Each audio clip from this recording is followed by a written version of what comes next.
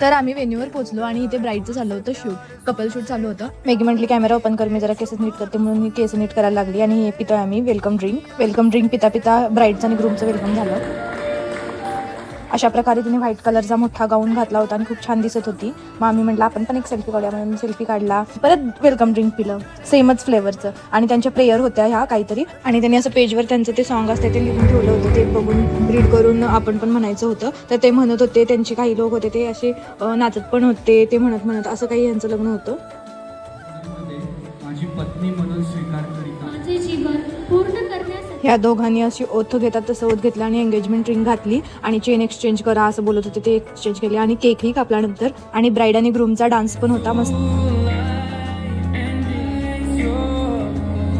आणि आपल्याला साक्षात असत तसं ह्यांच्या इथं इकडं जाताना फुलं उधळायची होती. फुलं उधळल्या सगळे लोक जेवायला पळाले. हे कुठल्याही जातीचं लग्न असू दे सेमच असतं. Thank you for watching.